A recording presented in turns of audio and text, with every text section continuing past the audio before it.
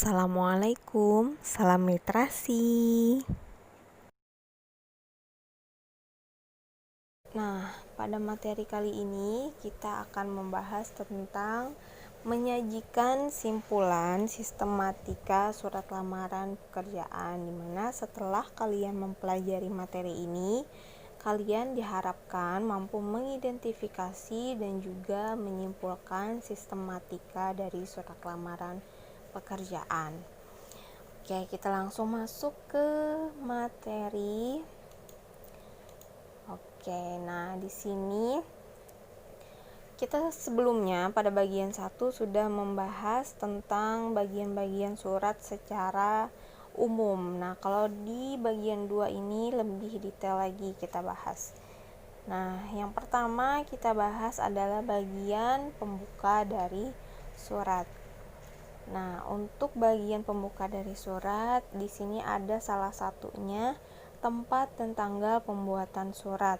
Nah, untuk letaknya, untuk letak tempat dan tanggal pembuatan surat ini berada di pojok kanan atas surat.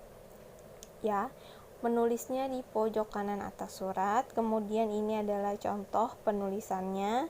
Kuala Kapuas, 14 Juli 2020. Jadi khusus untuk penamaan geografis, baik itu kota, tempat, negara, daerah apapun, itu harus diawali dengan huruf kapital. Jangan lupa untuk nama geografis harus diawali dengan huruf kapital. Kemudian antara tempat dan tanggal pembuatan surat itu dipisah dengan tanda koma. Oke, kita lihat di sini 14 Juli 2020. Nah, ini khusus ya untuk penanggalan yang bentuknya satuan atau satu digit, yang 1 sampai 9 itu jangan ditambahkan angka 0 di depannya. Ya. Untuk penomoran itu tidak baku. Ya, jadi jangan menambahkan angka 0 di depan angka 1 misalnya.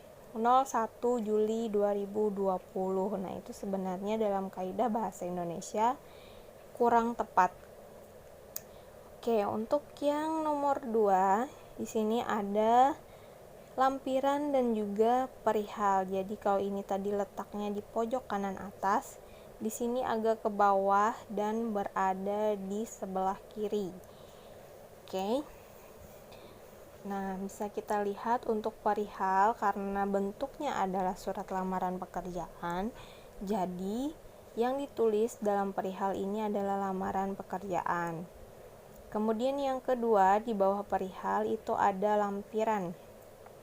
Nah, untuk penulisan lampiran ini sesuaikan dengan berkas pendukung. Jadi, lampiran itu yang dilampirkan. Jadi, yang utamanya itu adalah surat lamaran pekerjaan.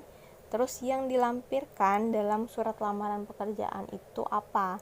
Misalkan ada 4 berkas, berarti tulis 4 berkas. Jadi bukan 5. Jadi yang surat lamaran pekerjaannya itu tidak dihitung. Yang dilampirkannya saja yang dihitung. Ya, itu sebenarnya yang namanya lampiran. Kemudian untuk penulisan jumlah itu tidak dengan angka. Jadi jumlah lampirannya kalian tulis dengan huruf. Nah, ini contohnya 4 EMPAT. Jadi bukan angka 4 yang ditulis di sini. Kemudian untuk lembar itu tidak bisa disingkat. Jadi jangan disingkat menjadi LBR. Jangan, tulis dengan lengkap. Kemudian yang ketiga ada alamat surat atau tujuan surat. Bisa kalian lihat di sini. YTH titik atau yang terhormat Manajer Sukses Mandiri Jalan Pemuda nomor 2 Kuala Kapuas. Nah, di sini ada penggunaan YTH atau yang terhormat sebagai bentuk sapaan. Jadi untuk yang disingkat sikatan dengan 3 huruf itu dan bentuknya adalah sapaan, itu menggunakan tanda titik. Oke. Sampai sini jelas. Nah, kemudian di sini adalah nama jabatan. Jadi bukan nama pribadi dari orang tersebut. Jadi yang kita tulis di dalam surat lamaran pekerjaan itu adalah nama jabatannya. Dan jangan lupa untuk nama jabatan itu juga harus diawali dengan huruf kapital. Nah, di bawahnya itu ada alamat dari tujuan surat kita. Nah, untuk alamat jangan disingkat ya. Kata jalan itu jangan disingkat menjadi JL atau JLN. Begitu pula dengan alamatnya. Nah, jangan kalian singkat misalkan Jalan Pemuda, kalian singkat jadi JL, PMD. Nah, itu juga kurang tepat.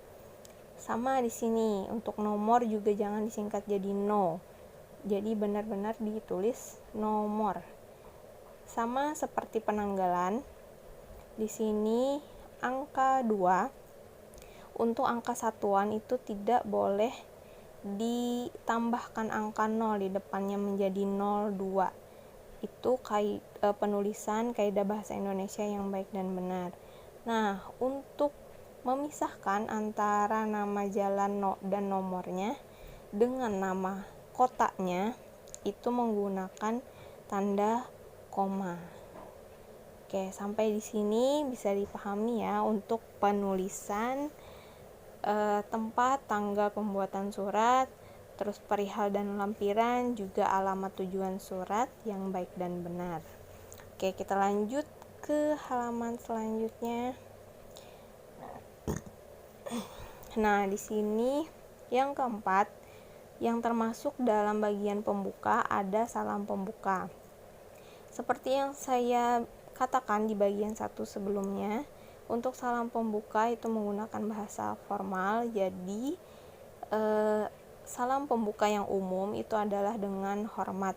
Jadi bukan assalamualaikum atau bukan salam sejahtera, bukan. Nah, kita lihat di sini untuk memisah ya alinea yang di atas yang pertama ini dengan yang di bawah itu dipisahkan dengan tanda koma. Nah, ini untuk bagian salam pembuka.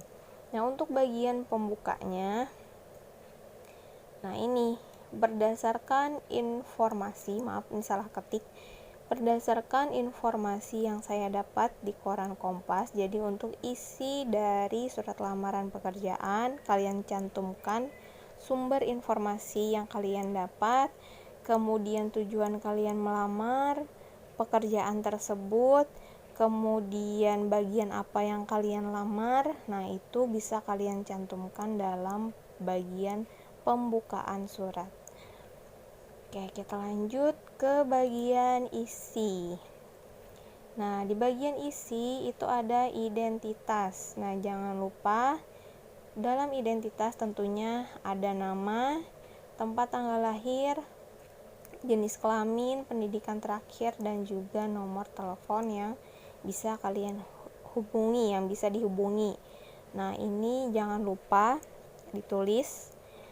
Kemudian seperti biasa ya, untuk nomor pemberian, untuk pemberian atau pemberi rincian itu biasanya menggunakan tanda titik 2 atau titik koma.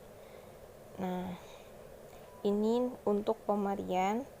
Kemudian untuk nama, nama untuk kota itu bulan, tahun, gelar. Nah, itu biasanya memang ditulis dengan diawali huruf kapital.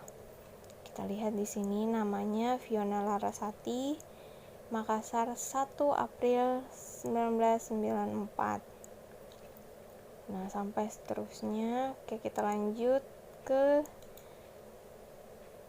bagian isi yang selanjutnya. Tadi ada identitas dan yang kedua ada tujuan atau promosi diri. Nah, di dalam contoh surat tadi kita bisa lihat ini adalah bagian promosi diri, di mana dia menyatakan kelebihan yang dia kuasai. Ada MS Office dan Excel. kemudian perpajakan dan neraca laba rugi, dan dia juga memiliki sertifikat bahasa Inggris. Nah, juga di sini ditulis lampirannya, menyatakan lampiran. Nah, di sini ada 6 contohnya. Di dalam contoh ini ada 6 berkas yang akan dilampirkan, jadi ditulis secara singkat berkas apa saja yang akan dilampirkan. Nah, ini untuk bagian isi. Nah, untuk bagian penutup, di sini bisa kalian lihat, ini bagian penutupnya biasanya memang digunakan kata demikian biasanya. Nah, demikianlah surat ini saya buat. Besar harapan saya bisa mengikuti tes selanjutnya. Atas perhatiannya saya mengucapkan terima kasih. Nah, ini untuk bagian penutup. Ini tidak harus seperti ini, tapi yang pasti kalian menggunakan bahasa Indonesia yang formal atau resmi. Nah, yang ke-8 ini termasuk dalam bagian penutup. Ada salam penutup dan nama lengkap, juga tanda tangan ya, jangan lupa. Nah, ini untuk salam penutup. Kalau tadi salam pembukanya dengan hormat, nah salam penutupnya ada hormat saya. Nah, dilengkapi dengan tanda tangan dan juga nama lengkap. Kalau memang ada titel di sini, kalian harus menuliskan titel nama kalian.